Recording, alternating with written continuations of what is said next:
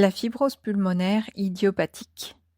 La fibrose pulmonaire idiopathique est une maladie pulmonaire chronique et progressive dans laquelle le tissu des poumons se cicatrise et s'épaissit sans cause connue, ce qui rend la respiration de plus en plus difficile.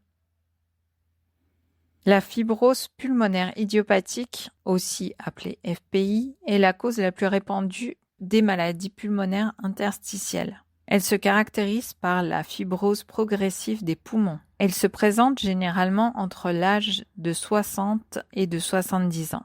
S'il n'existe pas de traitement curatif aujourd'hui, certaines activités peuvent améliorer la qualité de vie du patient.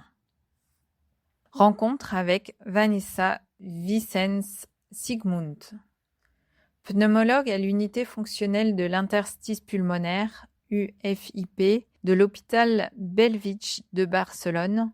Vanessa traite des patients atteints de FPI depuis 10 ans. Pourriez-vous vous présenter, Vanessa? Je travaille à l'hôpital Bellvitge de Barcelone depuis 14 ans et comme pneumologue de l'unité fonctionnelle d'interstice pulmonaire depuis 2009. Le plus grand défi pour le pneumologue de patients atteints de FPI, c'est la survie. Malheureusement, il n'existe actuellement aucun traitement curatif pour cette maladie. La FPI est une maladie qui survient majoritairement chez les hommes, mais qui peut aussi affecter les femmes. C'est une maladie liée au vieillissement. On ne verra jamais un enfant atteint de FPI. Même si aujourd'hui l'espérance de vie a augmenté grâce aux traitements antifibrosants, aucune manière de l'inverser n'a encore été découverte. La survie varie beaucoup d'un patient à l'autre. Chez certains, la progression de la maladie est plus rapide et chez d'autres, elle est plus lente, mais les raisons sont toujours inconnues. Travailler avec des patients qui souffrent de FPI est un challenge personnel. Je veux mieux étudier cette maladie encore assez méconnue. Les patients ont envie de faire beaucoup de choses, envie d'en savoir plus et cela me motive à continuer mes recherches pour pouvoir leur donner une réponse. C'est important de pratiquer une activité physique pour un patient atteint de FPI. Réellement, nous encourageons tous les patients à réaliser une forme d'activité physique, quel que soit le degré de fibrose dont ils sont atteints, du plus léger au plus grave. Nous savons que cela les aide aussi bien moralement que physiquement. Cela, bien sûr, toujours dans le cadre des possibilités de chacun, sans dépasser ses limites.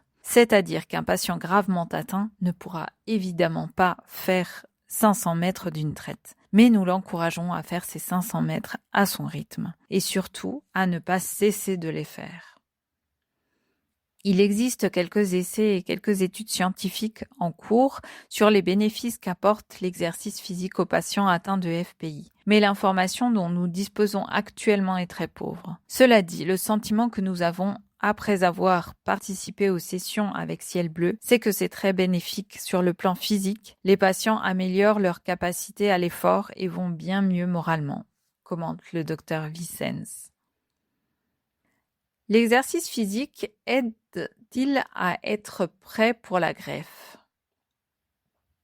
Il est clair que dans le cas d'un patient orienté vers une greffe, qui n'est pas en bon état physique sur le plan musculaire, le fait de lui mettre un poumon qui n'est pas le sien oblige les muscles à travailler davantage pour qu'il puisse respirer correctement. Plus sa musculature est forte, meilleure sera l'adaptation. Quand nous envoyons un patient en transplantation, nous insistons toujours sur la rééducation respiratoire. La récupération post-opératoire est beaucoup plus rapide et ils sortent avant les autres patients qui n'ont pas été préparés physiquement. Faire de l'exercice les aide à faire en sorte que les muscles soient prêts pour recevoir le nouveau poumon, ajoute-t-elle. Que pensez-vous du programme FPI-moi ? Une plateforme comme celle de Ciel Bleu en ligne est très bien pour tous les patients qui savent manipuler l'ordinateur. En général, les patients atteints de FPI répondent habituellement à ce critère. Cela les aide à améliorer leur qualité de vie, fondamentalement parce qu'ils se sentent soutenus. En fait, c'est comme avoir un entraîneur privé. Ce type de patient est régulièrement très investi s'il y a adhésion et cela va améliorer énormément la qualité de vie.